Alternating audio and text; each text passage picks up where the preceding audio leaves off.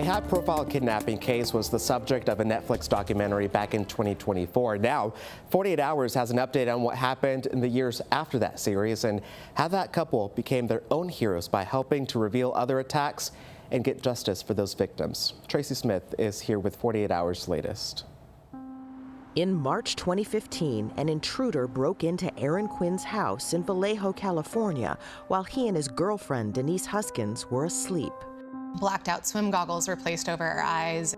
Denise was kidnapped and taken to a secluded area where she was assaulted for 2 days, and then suddenly he released her. The Vallejo Police Department essentially called the case a hoax. Julie Watts is an investigative correspondent for CBS News California. For months, the world believed that this was a hoax, and then suddenly there's another attack. For that attack, police arrested 38-year-old Matthew Muller at this cabin. A search found Aaron's laptop and blacked-out swim goggles with a strand of Denise's hair. Muller was charged with both attacks. He took a plea deal and was sentenced to 40 years.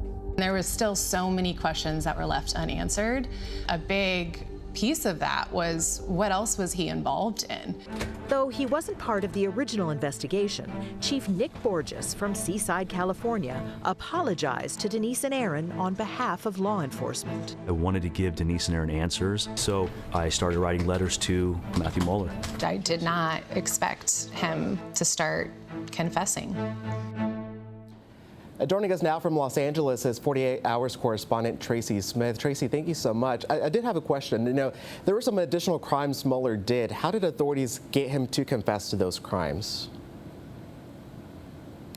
Well, Jesus, it's fascinating. Denise and Aaron teamed up with Chief Borges and Vern Pearson, who's the district attorney in the county where Denise was held captive. And Pearson brought in an elite FBI interviewer who specializes in science-based interviewing, which is basically, instead of trying to force a confession, you just try to get information. They met with Mueller in prison, and he started talking and confessing. And who are the other victims that Denise and Aaron helped? Well, Mueller says that he committed his first crime when he was just 16 years old. He attacked a couple when they were camping, and he sexually assaulted the woman. This woman has lived in fear for 30 years, and she's sharing her story for the first time with us. There also was a home invasion where he attacked a family and scared them into giving him $30,000, and they were so scared they never reported it. And were Denise and Aaron ever vindicated by Vallejo police? You know, Denise and Aaron ended up suing the city of Vallejo and others, and they settled for $2.5 million. But they say they never really felt vindicated. We reached out to the Vallejo Police Department. They did not respond. But back when the settlement happened, they did issue a statement, and it read in part, "This case was not publicly handled with the type of sensitivity a case of this nature should have been handled with." All right, Tracy, thanks so much. An episode definitely to watch, and you can watch 48 Hours tomorrow night right here on CBS 19.